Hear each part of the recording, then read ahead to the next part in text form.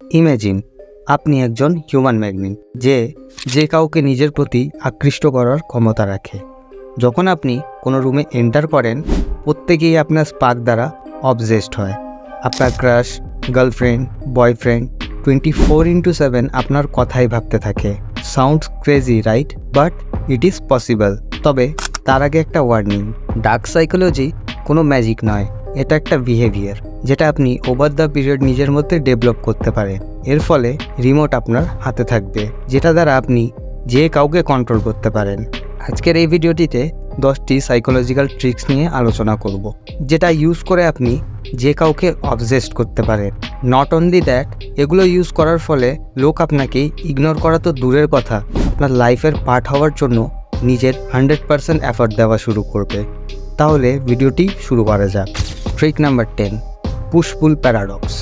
অনুপস্থিতি সামনের মানুষের মনে কৌতূহল জাগায়, তাই আনঅ্যাভেলেবেল থাকুন। হার্ড টু গেট প্লে করুন। মানুষকে বোঝান আপনাকে পাওয়া এতটাও সোজা নয়। আপনি যত অ্যাভেলেবেল থাকবেন, ততই লোক আপনাকে টেকেন ফর গ্র্যান্টেড নেবে, আপনার ভ্যালু ডিক্রিজ হবে। Trick number 9, stay mysterious. মানুষ মিস্টিরিয়াস পার্সোনালিটির প্রতি বেশি অ্যাট্রাক্ট হয়। নিজের ব্যাপারে যত বেশি রিভিল করবেন, ততই আপনি সামান্য, সাধারণ এবং আনঅ্যাট্রাক্টিভ হবেন। সাথে আপনার ভ্যালুও কমবে।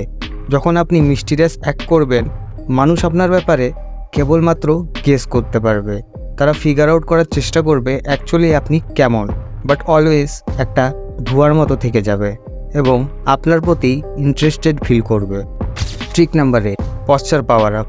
একটা রিসার্চ দ্বারা প্রমাণিত, আপনি কেমন দাঁড়ান, কেমনভাবে চলেন, কেমনভাবে বসেন, এই সব কিছুর ওপর ডিপেন্ড করে আপনি কতটা অ্যাট্রাকটিভ।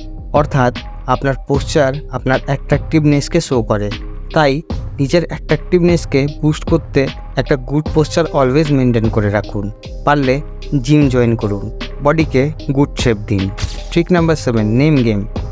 কোনো কনভারসেশন চলাকালীন যখন আপনি কারো নেম ইউজ করে তার সাথে কথা বলেন, সে আপনার প্রতি কানেক্টেড ফিল করে, স্পেশাল ফিল করে।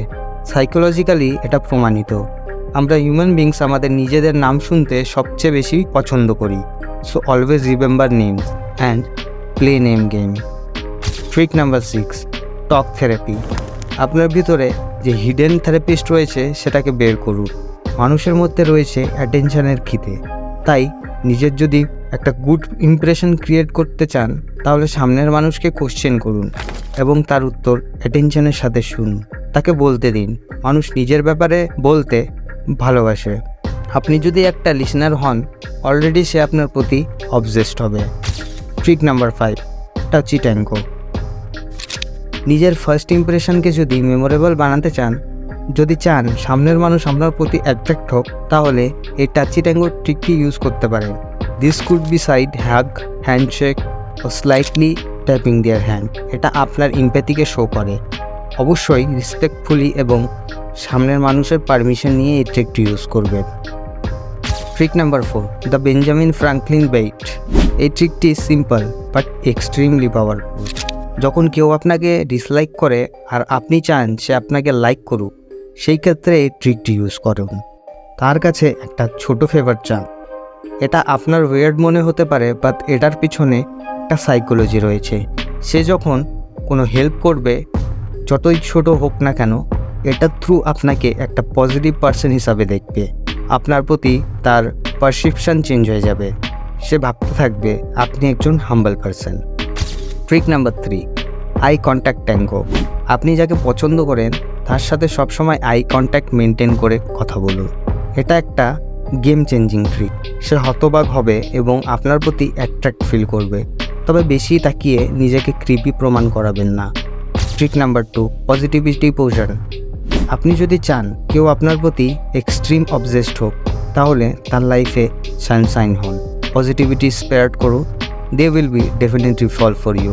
And last but not the least, trick number 1, show don't tell. আমি তোমার জন্য এটা করতে পারি, আমি তোমার জন্য ওটা করতে পারি, চাঁদ আনতে পারি, ফুল আনতে পারি, মরতে পারি, আরও অনেক কিছু। এসব বন্ধ করুন, জাস্ট ডু ইট। যাকে পছন্দ করেন তাকে স্পেশাল ফিল করান, মুখে না বলে শো করুন। You care for them, remember action speak louder than words. সবশেষে এটাই বলবো, এগুলা জাস্ট টুল, কোনো ওয়েপন নয়। তাই এগুলোর ইউজ রেসপেক্টিভলি এবং ইথিক্যালি করবেন। So friends, thank you for watching this video. আর কমেন্ট বক্সে জানাবেন ভিডিওটি আপনাদের কেমন লেগেছে।